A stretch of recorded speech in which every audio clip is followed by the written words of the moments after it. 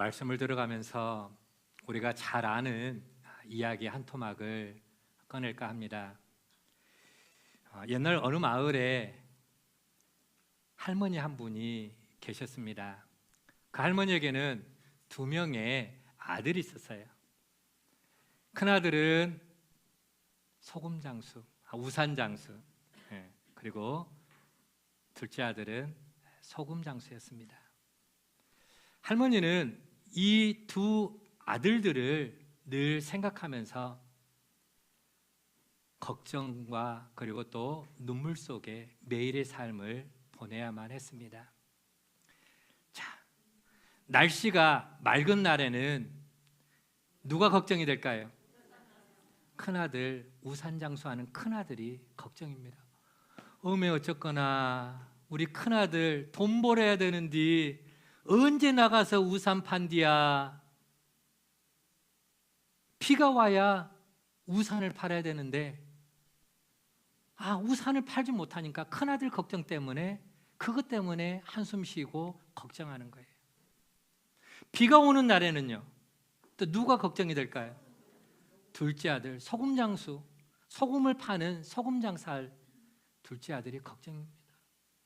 아이고, 이렇게 비 오면은 우리 둘째 아들 장사해야 되는데, 소금 팔아야 되는데, 소금 장사해야 되는데 어쨌을까? 여러분, 이 할머니의 문제점은 뭐였을까요? 어떻게 하면 이 할머니의 문제를 좀 덜어줄 수 있을까요?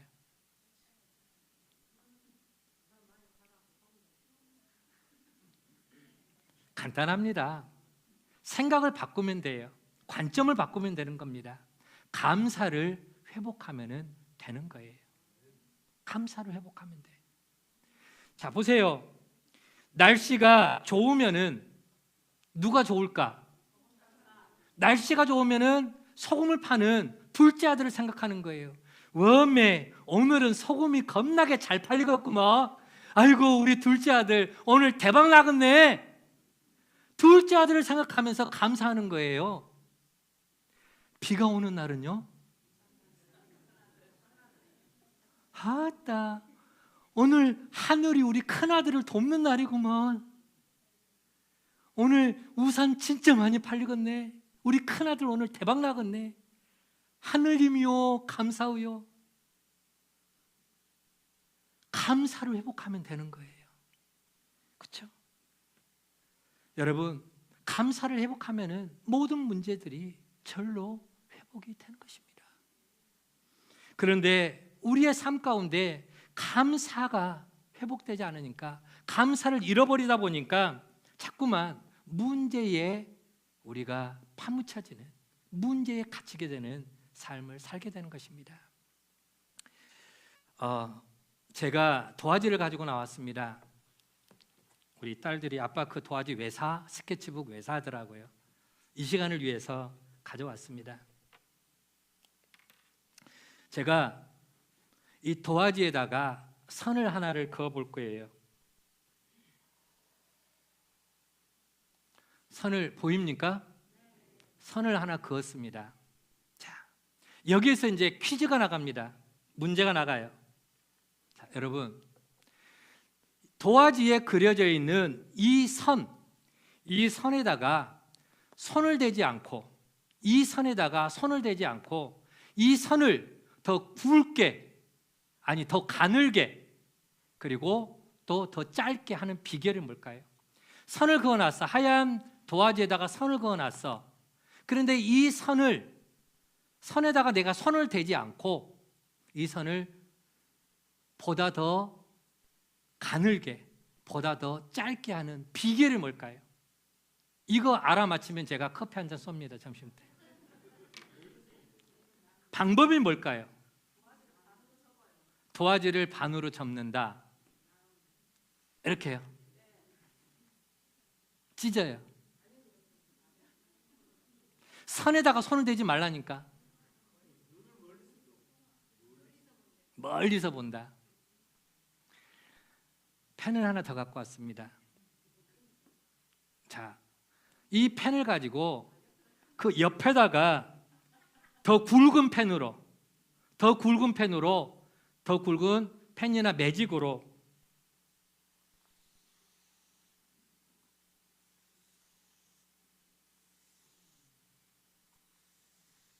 이 선에 제가 손 댔어요, 안 됐어요?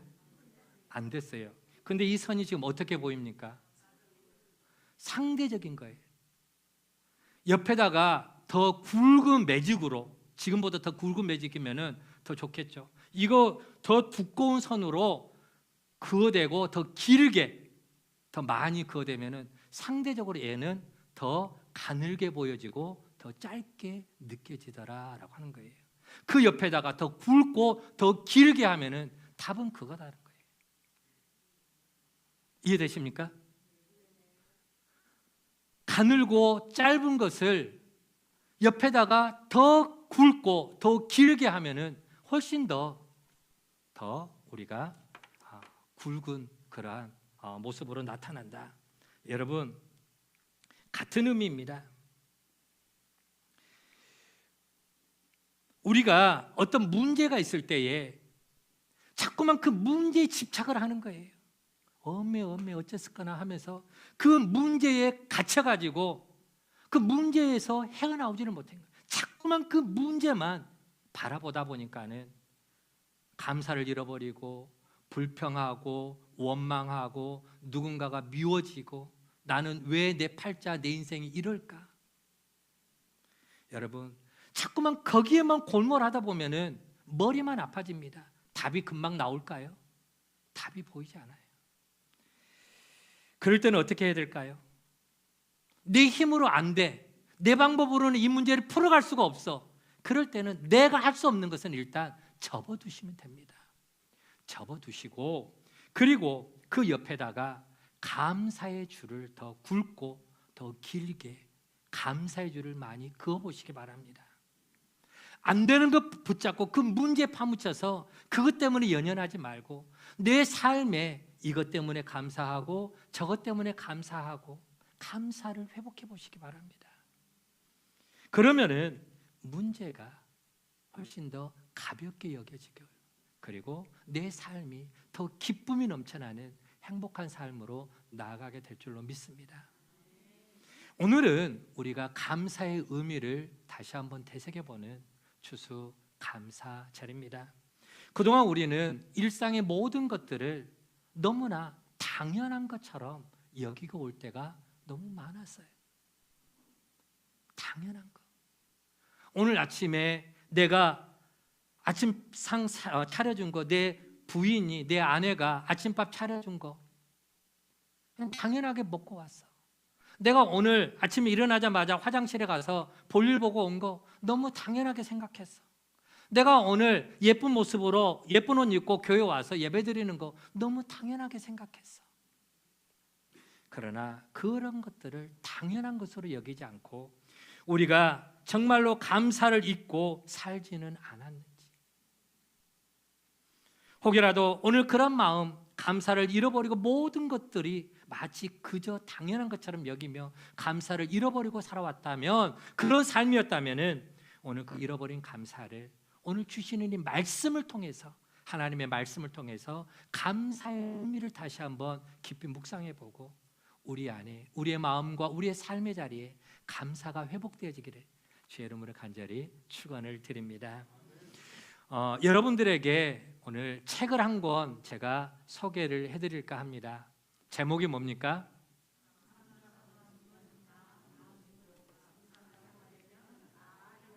이 책입니다. 이제 제가 이번 주 설교를 준비하면서 기도한 마음에 또 이 책을 한 권 주문을 해서 읽어봤습니다. 제목이 그거예요. 감사가 무너지면 다 무너지고 감사가 회복되면 다 회복된다. 저자는 뉴질랜드에서 20년 동안, 뉴질랜드 대흥교회에서 20년 동안 지금도 목회하고 계시는 정재식 목사님이 쓰신 책입니다. 목사님은 이 책에서 이런 말씀을 하셨습니다. 감사는 우리의 삶의 행복과 연결이 되어 있다. 그리고 감사의 크기가 곧 무엇의 크기다? 행복의 크기다. 감사는 우리의 삶의 행복과 연결이 되어 있다. 그리고 감사의 크기가 곧 행복의 크기다라고 하는 것입니다. 하나님 말씀을 잠깐 하나 보겠습니다. 잠언서 17장 1절 말씀 보면은 같이 한번 읽어볼게요. 시작. 마른 떡 한 조각만 있고도 화목하는 것이 제육이 집에 가득하고도 다투는 것보다 나으니라. 제육이라고 하는 말은 고기, 소고기, 맛있는 고기가 집에 가득하고도 다투는 것보다 나으니라. 물론 이 말씀은 화목을 강조하는 말씀입니다. 그런데 이 말씀 속에는 환경에 속지 말아라, 주변 환경에 너무 속지 말아라 라고 하는 그런 또 교훈도 있습니다. 여러분, 사람들은 진수성찬과 그리고 마른 떡 한 조각 중에서 어떤 것을 더 바랄까요? 만약에 다른 사람들은 진수성찬에 화려한 밥상에 밥을 먹는데 내 앞에는 딸랑 마른 떡 한 조각밖에 없다면은 그런 내 마음은 어떤 마음이 들겠습니까? 초라하게 느껴지고 무시당하는 것 같고 도대체 이거 뭐야? 왜 이것밖에 안 줘? 불평이 나오겠죠. 그런데 여러분, 마른 떡 한 조각만으로도 우리가 행복해질 수 있는 능력, 그 능력을 발견할 수 있는 비결이 있습니다. 그게 뭐냐? 한번 따라볼까요? 감사의 능력입니다. 감사는 그 어떤 환경과 그 어떤 상황 속에서도 우리로 하여금 행복을 잃어버리지 않는 힘과 능력을 우리에게 부여해 준다라고 하는 것입니다. 감사에는 그런 능력이 있다고 하는 것이죠.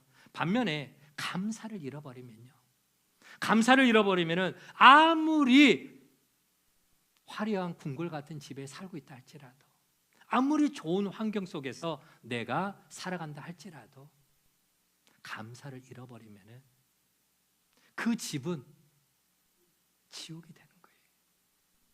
행복을 잃어버리게 되는 것입니다. 결국 저자가 쓴, 정재식 목사님이 쓰신 저 책의 제목처럼 감사가 무너지면 아무리 좋은 환경이라도 행복을 잃어버리게 되는 것이고, 감사가 회복되면 아무리 내 인생 바닥까지 친다 할지라도 감사가 회복되면 그 속에서도, 비참한 현실 속에서도 행복한 삶을 누려 나갈 수가 있다라고 하는 것이죠. 그래서 여러분, 감사는 우리의 행복과 연결이 되어 있습니다. 감사의 크기는 무엇의 크기와 비례한다고요? 행복의 크기와 비례한다. 더욱이 우리가 믿는 그 하나님에 대한 절대 믿음과 감사가 연결되어 있습니다. 그래서 우리는 감사를 배워야 됩니다.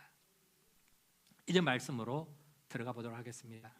오늘 우리가 함께 읽은 누가복음 17장 말씀, 우리가 너무나 잘 아는 10명의 나병 환자에 대한 이야기입니다. 10명의 나병 환자가 있었습니다. 9명은 유대인이고 1명은 사마리아 사람, 이방인인 사마리아 사람이죠. 당시에는 사람이 나병에 걸리면, 나병이니까 혹시 무슨 말인지 잘 모를 수도 있는데 문둥병, 옛날 말로 문둥병, 요즘의 의학적인 용어로는 한센시병이라고 이렇게 이야기합니다. 그 병에 걸리면은 그 당시에는 의학적으로 고칠 수 있었을까요? 고칠 수 없는 불치의 병이었습니다. 더군다나 사람들은 어떤 생각을 했느냐? 바로 그 병에 걸리게 되면은 저 사람은 하나님께 죄를 지어 저주를 받았다라고 해서 저주받은 인생이라고, 그 사람은 가족들과도 더 이상 같이 살 수가 없습니다. 우리나라에 보면은 저 고흥 소록도에 가면은 나병 환자들끼리 서로 모여서 사는 곳이 있습니다. 그런 것처럼 이 나병이 일단 걸리기만 하면은 사랑하는 가족들과는 떨어져서 살아야 돼요. 그래서 다른 곳에 격리되어서 멀리서 떨어져 살아야만 했습니다. 그러던데 어느 날입니다. 어느 날 예수님이 바로 그 나병 환자들이 사는 그 근처를 지나간다라는 소식을 듣게 됩니다. 예수님이 어떤 분입니까? 예수님은 병든 자를 고치시고 귀신을 내어 쫓으시고 죽은 나사로를 다시 살리시고 예수님을 만나기만 하면은 문제를 해결받는다. 이미 이스라엘 온 진역에 소문이 파다하게 다 퍼져 있었습니다. 그런 예수님이 우리가 살고 있는 이 지역을 지나가신다. 여러분, 만나야 돼요? 안 만나야 돼요? 붙들어야 돼요? 그냥 보내야 돼요? 붙들어야지. 그래서 10명의 나병 환자들은 용기를 가지고 목숨을 내어걸고 예수님께 가까이 나옵니다. 예수님 더 가까이 나오지 못하고 멀리 서서 소리로 외칩니다. 예수 선생이여, 예수 선생이여, 우리를 좀 불쌍히 여겨달라, 우리를 좀 고쳐달라라고 예수 선생이여라고 외쳐 부릅니다. 오늘 보면 13절 말씀이죠. 예수 선생이여 우리를 좀 불쌍히 여기소서라고 멀리서 외쳐댑니다. 예수님께 궁유를 구한 겁니다. 그리고 나서 우리가 스토리를 잘 알기 때문에 넘어갑니다. 그리고 나서 예수님께서 그들에게 말씀하십니다. 너희 몸을 가서 제사장에게 보여라 라고 말합니다. 무슨 말이냐? 율법에 의하면은 나병 환자가, 이 문둥병에 걸린 나병 환자가 어떤 연유로 인해서 병이 고쳐졌어, 증세가 나아졌어, 고침을 받았어, 그러면은 반드시 절차가 있습니다. 제사장에게 가서 그 나은 자기 몸을 보여주고, 오케이, 제사장이 그래 다 나았네, 이제 가족들에게로 돌아가도 되겠네, 사람들에게 가까이 가도 되겠네라고 제사장이 사인을 해줘야 돼. 그게 율법에 정해진 룰입니다. 자, 그런데 아직 그들은 병이 지금 다 나았습니까? 아직도 그들은 지금 몸이 다 나은 게 아니에요. 여전히 그들 몸에서는 살이 썩어서 고름이 줄줄줄줄 흐르고 있고요, 피고름이 흐르고 있고 여기저기 살이 썩어 들어가서 뭉개진 곳이 그대로 있습니다. 누구에게 보일 만한 그런 몸이 되지를 못했습니다. 그런데 그들은 예수님의 말씀에 순종합니다. 예수님의 말씀을 믿습니다. 예수님이 시키는 대로 나아갑니다. 누구에게로 갑니까? 누구에게로? 제사장에게로 가는 거예요. 제사장으로 가는 도중에 기적이 일어난 거예요. 가는 도중에 몸이 새로워지게 됩니다. 그들의 몸이 어린아이와 피부와 같이, 그 어린아이 그 하얀 피부와 같이 너무나 예쁘게, 너무나 생생하게 피부가 다 고름이 사라지고 뭉개졌던 것이 회복되고 완전히 기적이 일어난 거예요. 그렇게 기적을 체험한, 몸이 건강히 회복된 그들이 이제 지금 누구에게로 가고 있는 중이에요? 제사장에게로 가는 도중에 10명의 문둥병자가 다, 나병 환자가 고침을 받았습니다. 나음을 입었습니다. 여기까지는 10명에게 똑같이 주어진 공통 분모예요. 그런데 나음을 덧입고 난 다음에 두 부류로 나눠지게 됩니다. 9대 1로 나눠지게 되는 거예요. 9명의 유대인들은 그대로 그들은 가던 길을 계속합니다. 누구에게로? 제사장에게로 가서 그들의 몸을 빨리 보이고 싶었을 것입니다. 빨리 제사장에게 가서 자기들이 그 병든 몸이 고침받았다고, 나음을 입었다고 빨리 진단받고, 그리고 누구에게로 돌아가야 될까요? 가족에게로. 그 보고 싶은, 그동안 떨어져 살았던 그 눈에 넣어도 아프지 않은 그 자식들, 그 집으로 돌아가고 싶어서 빨리 제사장에게로 갔겠죠. 또 어떤 사람은 가다가 보니까 내 몸이 나아졌어, 이게 꿈이야 생시야? 아니야, 그럴 리가 없어, 좀 더 기다려봐야 돼, 좀 더 지켜봐야 돼, 아직 나는 잘 모르겠어, 그러면서 시간을 더 요하는 사람도 있었을 것입니다. 그러나 한 사람, 이방인이었던 그 사마리아 사람은 제사장에게로 가던 그 길에 자기 몸이 깨끗하게 나음을 입었던 걸 보고 가던 길을 멈추고 돌이킵니다. 누구에게로? 예수님께로 달려갑니다. 예수님께 달려가면서 춤을 춥니다. 소리를 높여 하나님을 찬양합니다. 하나님이 내게 이런 기적을 베푸셨다, 하나님이 내게 이런 은혜를 베푸셨다, 하나님의 놀라운 은혜를 내가 받았다라고 하나님을 온 목소리를 다해서 하나님을 찬양하며 뛰어갑니다. 그리고 예수님의 발 앞에 그가 도착했습니다. 예수님 앞에 나아가 그는 무릎을 꿇고 예수님께 최고의 경의를 표하며 절을 합니다. 감사의 마음을 표현한 것이죠.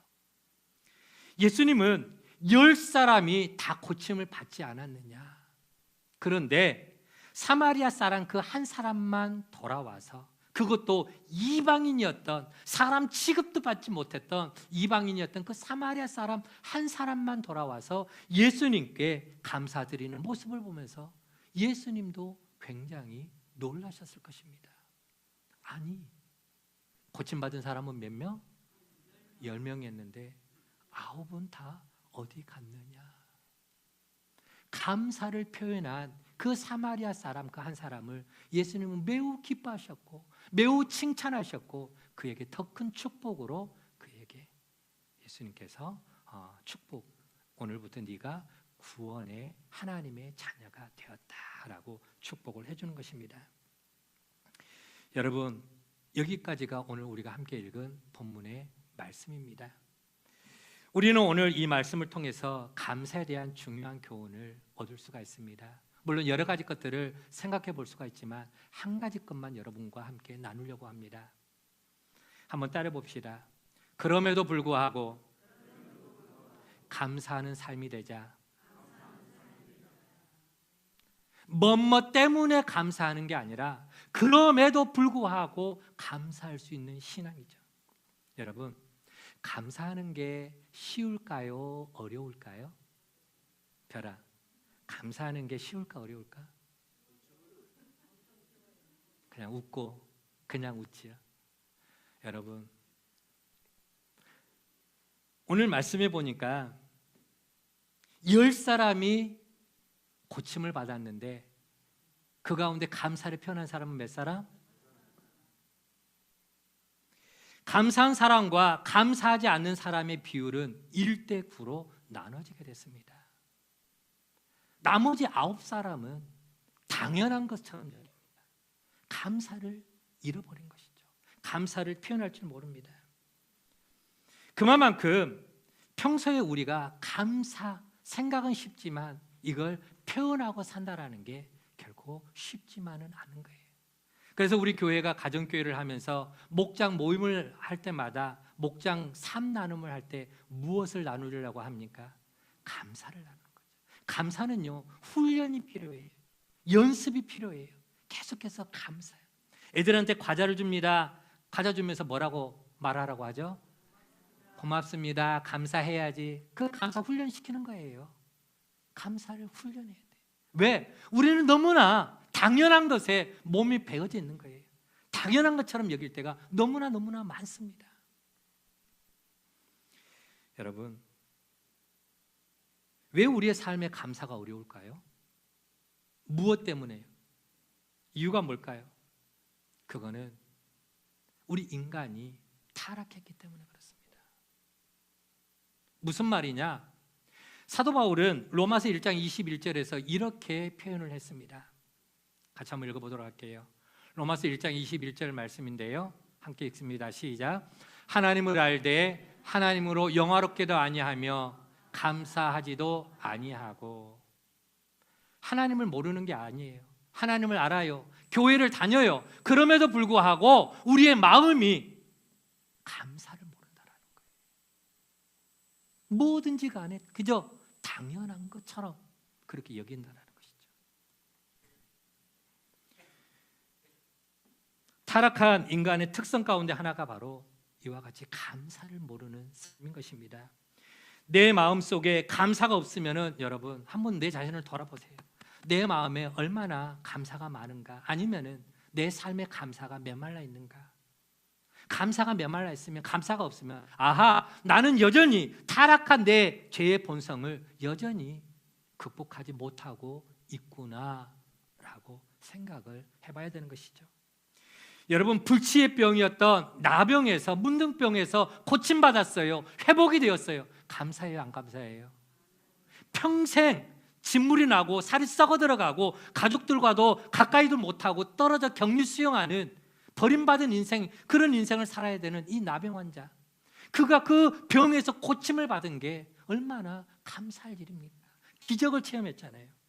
그럼에도 불구하고 그 9의 유대인들은 여전히 타락한 성품에 짓눌려서 감사를 잃어버렸습니다. 감사를 할 줄을 몰랐던 것이죠. 여러분, 오늘 우리들도 마찬가지입니다. 우리의 삶 속에 매일매일 우리가 얼마나 많은 은혜를, 얼마나 많은 감사의 조건들을 받으며 살아가고 있습니까? 그러나 여전히 우리 또한 타락한 성품 때문에 우리가 감사를 잊어버리고 감사를 상실한 채 살아갈 때가 참 많았습니다. 한 가지만 예를 들어볼게요. 앞을 전혀 보지 못하는 맹인이 있습니다. 앞을 보지 못하는 맹인. 그가 자기에게 있는 소원을 3가지를 말하게 됩니다. 만약에 하나님께서 나에게 눈을 떠서 다시금 세상을 바라보게 한다면 나는 반드시 이것을 먼저 보고 싶다. 첫 번째, 나는 내가 어떻게 생긴 인간인가 거울을 통해서 반드시 나는 내 얼굴을 보고 싶다. 왜요? 태어나서 한 번도 자기가 어떻게 생긴지를 알아요? 몰라요? 모르기 때문에 자기 얼굴을 보고 싶어요. 두 번째는 나를 낳아주신 내 부모님, 내 어머님의 얼굴을 내가 눈을 뜬다면 반드시 보고 싶다. 그리고 마지막 3번째로는 저 넓고 저 푸른 아름다운 하늘을, 자연을 내가 한번 마음껏 보고 싶다. 맹인의 소원인 것입니다. 자, 그렇다면 여러분, 오늘 우리는 어떻습니까? 오늘 여러분 아침에 눈을 뜨고 거울 봤어요? 안 봤어요? 여러분의 얼굴 봤습니까? 안 봤습니까? 오늘 아침에 여러분들 가족들 얼굴 보셨어요? 안 보셨어요? 우리는 일상에서 매일같이 거울을 보면서 내가 어떻게 생겼나, 화장도 찍어서 립스틱도 칠하고 분도 바르고 그러면서 우리는 거울을 수십 번도 봅니다. 사랑하는 가족들 얼굴을 수시로 바라봅니다. 그리고 또 하나님이 아름답게 창조하신 저 아름다운 대자연을 바라보면서 또 감탄합니다. 기뻐합니다. 제가 사진을 하나 찍어 갖고 왔어요. 최근에 제가 도로가에서 찍은 사진입니다. 다운동에 갈 일이 있어요. 다운동 동사무소 옆에 보니까 저렇게 물들어 있는 은행나무와 단풍나무가 잎사귀를 부수하게 떨어뜨려 가지고 너무너무 아름다운 가을의 정취를 풍겨내고 있더라고요. 저것을 그냥 지나칠 수가 없어서 제 눈으로 보았지만 카메라에 담고 우리 성도님들과 나누고 싶어서 한번 가지고 와봤습니다. 그냥 우리 주변에 지금 저렇게 아름다운 정취를 우리가 볼 수가 있는 것입니다. 하나님의 솜씨가 신묘막측한 줄로 믿습니다.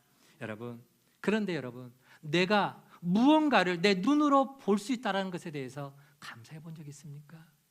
여러분, 내가 이렇게 입으로 누군가와 대화를 할 수 있다는 것에 대해서 감사해 본 적 있습니까? 내가 오늘 하나님의 말씀을 내 귀로 들을 수 있다는 것에 대해서 감사해 본 적 있습니까? 내가 오늘 2 다리로 건강하게 하나님의 성전에 올라올 수 있었다는 것, 여기에 대해서 감사를 해본 적이 있습니까? 우리는 내가 눈으로 무언가를 볼 수 있다는 이 한 가지만으로도 감사할 조건이 충분하다라고 생각을 할 수가 있습니다. 하지만 타락한 인간의 성품 때문에 우리는 평소에 감사를 잃어버리고 살아갈 때가 너무나 많습니다. 여러분, 우리가 누굽니까? 우리는 예수 그리스도의 그 피값으로, 그 보혈로 구속함을 입은 하나님의 자녀된 백성들임을 믿으시기를 바랍니다. 그냥 하나님의 자녀가 된 게 아닙니다. 오늘 성찬식을 나누었잖아요. 예수 그리스도가 당신의 몸을 찢어서, 예수 그리스도가 그 당신의 몸에 있는 온갖 물과 피를 다 쏟아서 당신의 생명을 내어서 우리를 하나님의 자녀 삼아 주신, 우리는 세상에서 몇 명?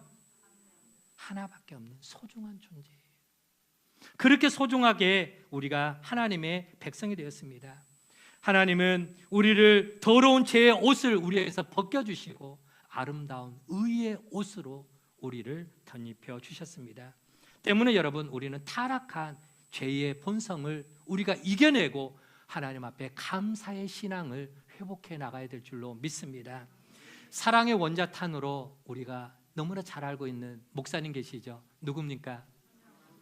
손양원 목사님의 본래 이름 혹시 아십니까? 한 번도 들어본 적이 없죠. 원래 손양원 목사님의 본명은 손영준입니다. 원래 이름은 손영준입니다. 그런데 손양원 목사님이 여수에 있는 애양원, 나병 환자들이 모여서 사는 그 나병 환자들의 모여 사는 그 교회, 애양원 교회입니다. 그 애양원 교회 담임 목사로 청빙을 받았어요. 손양원 목사님이, 손영준 목사님이. 그때 하나님께서 나를 이곳에 보내주셨는데 나는 이 교회에서, 애양원 교회에서 내가 목숨을 걸고 이곳에서 충성을 다하리라 목사님은 결단을 합니다. 그러면서 그곳 애양원의 이름을 따서 성은 손씨요 이름은 양원으로 바꿔버립니다. 원래는 영준인데 이름을 양원으로, 그래서 우리가 익히 잘 알고 듣고 있는 손양원이 된 겁니다. 애양원, 내가 여기서 내 뼈를 묻으리라. 그런 손양원 목사님이 어느 날 사랑하는 두 아들을 잃게 되는 끔찍한 사건이 벌어지게 됩니다. 바로 우리가 잘 아는 여순 반란 사건. 공산당이 내려와서 젊은 학생들을 총으로 쏴 죽이는, 그때 사랑하는 두 아들, 큰아들 동인이와 둘째 동신이 두 아들을 공산당에 의해서 총살을 당하게 되는 것이죠. 두 아들을 잃고 나서 슬픔 가운데 하나님 앞에 장례식을 치르게 되는데 그 장례식을 눈물로 치르면서 손양원 목사님이 답사로 하나님 앞에 9가지의 감사의 제목을 내어놓습니다. 감사의 내용은 이렇습니다. 첫 번째, 하나님, 나 같은 죄인의 혈통에서 순교의 자식이 나오게 해주신 거 감사드립니다. 두 번째, 허다한 많은 성도 중에서 이런 보배들을 나에게 주셨으니 너무너무 감사합니다. 세 번째, 삼남 삼녀 중에 가장 아름다운 두 아들 장자와 차자를 하나님께 바치게 된 것을 감사드립니다. 네 번째, 하나들의 순교도 귀하다 하거늘 하물며 두 아들이 함께 순교했으니 더욱더 감사합니다. 다섯째, 예수를 믿다가 병 중에 자리에서 죽는 것도 감사한데 전도하다가 총살 순교 당함에 감사합니다. 여섯째, 미국에 가려고 준비하던 내 아들 미국보다 더 좋은 천국으로 유학 갔으니 안심되어 감사합니다. 일곱째, 나의 두 아들을 총살한 그 원수를 회개시켜 내 아들로 삼고자 하는 사랑의 마음을 주셔서 감사합니다. 여덟째, 두 아들의 순교로 말미암아 앞으로 무수한 천국의 아들들이 생길 것을 생각하니 감사합니다. 마지막 9번째, 역경 속에서도 하나님의 사랑을 깨닫고 이길 수 있는 믿음 주신 하나님께 감사합니다. 여러분, 어느 부모가 자식을 하나도 아닌 생태 같은 그 눈에 넣어도 아프지 않을 그 자식을 하나도 아닌 둘을 잃고 나서 슬프지 않은, 고통스럽지 않은 부모가 어디에 있겠습니까? 그러나 손양원 목사님은 이와 같은 엄청난 고통과 슬픔 속에서도, 그 속에서도 하나님의 선하신 뜻을 생각하면서, 한번 따라 볼까요? 그럼에도 불구하고의 그 감사 신앙으로 그 힘든 시간들을 이겨나가고, 그러면서 하나님께 감사의 모습으로 나아가는 손양원 목사님. 오늘 이 모습이 바로 하나님 앞에 예배하는 우리가 회복해야 될, 우리가 가지고 나가야 할 신앙인의 모습이고 감사의 신앙이 되어야 될 줄로 믿습니다. 여러분, 감사에는 두 가지가 있습니다. 하나는 상대적인 감사가 있고 또 하나는 절대적인 감사가 있습니다. 상대적인 감사는 무엇에 영향을 받는다고요? 환경과 조건에 영향을 받습니다. 그래서 기분이 좋으면은 감사하고 기분 나쁘면은 불평합니다. 또 뭐 하는 일이 잘 되면은 감사하고 뭐가 내 뜻대로 잘 안 되면은 불평을 쏟아내죠. 그러나 절대적인 감사는 환경과 조건에 영향을 받지 않습니다. 왜요? 우리를 죽기까지 사랑해 주신 그 하나님의 섭리를, 하나님의 인도하심을 내가 믿기 때문에 어떤 환경과 어떤 형편에서든지 모든 것을 합력하여 선하게 이루어 주실, 바꾸어 주실 그 하나님을 내가 믿기 때문에 하나님 앞에 어떤 형편에서도 감사할 수 있는 신앙, 이게 바로 절대 감사인 줄로 믿으시길 바랍니다. 이게 바로 신앙이고 이게 바로 믿음인 것입니다. 여러분, 하나님의 자녀는, 구속받은 우리 성도는 타락한 성품을 극복하고 얼마든지 하나님께 감사를 드릴 수가 있습니다. 뭐뭐 때문에 행복해서 감사한 것이 아니라 때로는 우리가 지금 내 인생이 바닥을 치고 있는 저 절박한 상황이 된다 할지라도 우리는 욥의 고백을 우리가 생각을 해보게 됩니다. 욥기서 23장 10절 말씀 보면은 그러나 내가 가는 길을 그가 아시나니 그가 나를 단련하신 후에는 내가 순금같이, 내가 정금같이 나아가리라. 그가 나의 가는 그 길을 아신다라는 거예요.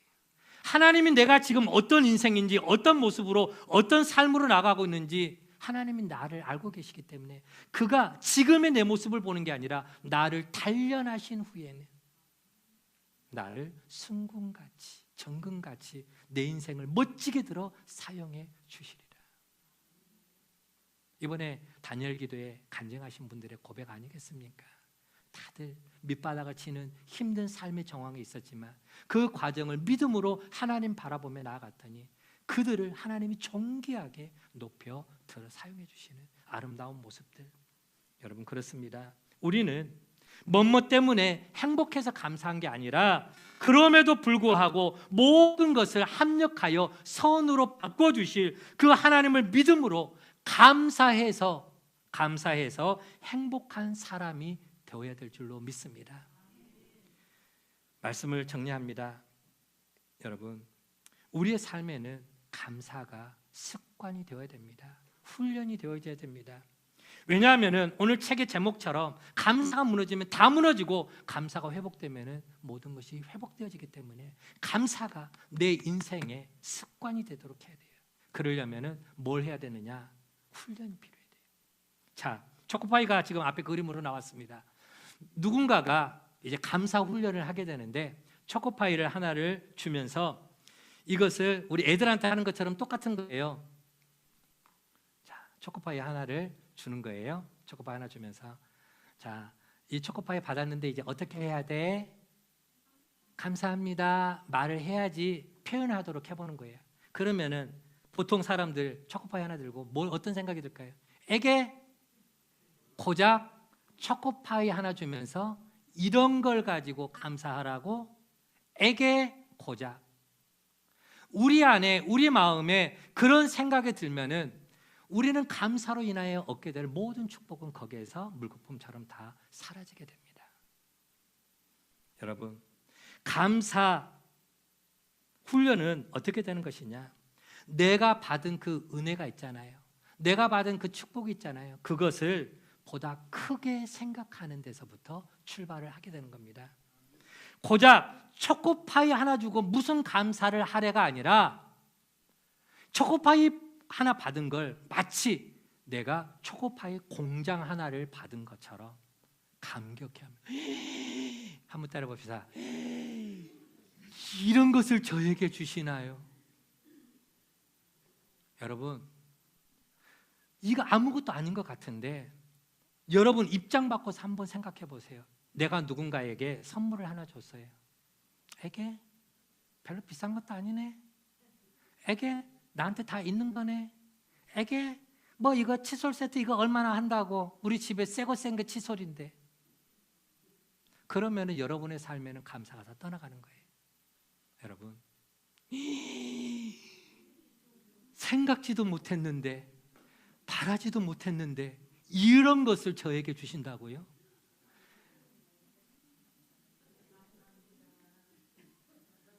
옆에 사람과 인사합니다. 감사합니다. 여러분, 별것 아니지만 내 삶에 감사가 회복되면 그 감사는 또 다른 감사를 불러오는 축복의 마중물이 된다는 사실을 믿으시기를 바랍니다. 또 하나의 축복의 기적을 일으키는 마중물이 되는 거예요. 그게 감사의 능력이고 감사의 힘이 되는 것입니다. 여러분, 감사가 무너졌다고 하는 것은 감사의 표현이 무너졌다는 것과 같은 의미입니다. 사랑도 표현해야 사랑인 것이죠. 감사도 표현해야 감사가 되는 것입니다. 감사의 표현은 감사 훈련의 꽃입니다. 여러분, 금년 한 해 삶의 풍성한 열매를 원하십니까? 내 삶의 풍성한 감사의 열매를 얻기를 원하십니까? 열매는 어디에서부터 시작이 됩니까? 꽃이 피어야 열매가 맺어지는 것 아니겠습니까? 감사의 꽃이 뭡니까? 감사의 꽃은 감사의 표현입니다. 한번 따라해볼까요? 감사의 꽃은 감사의 표현이다. 감사의 표현을 내가 습관처럼 해나갈 때 감사합니다. 이래서 감사하고 저래서 감사하고 당연한 건 아무것도 없어요. 모든 것은 하나님의 은혜입니다. 그래서 여러분, 꽃이 핀 그 자리에 열매가 맺는다는 사실을 우리가 생각하면서 매 순간순간마다 감사의 대상을 찾아보고 그리고 감사의 내용을 마음으로 삶으로 반드시 꼭 표현할 줄 아는 성숙한 그리스도인의 삶이 되어지기를 주의 이름으로 간절히 축원을 드립니다. 마지막으로 짧은 영상 하나 보고 마치도록 할게요.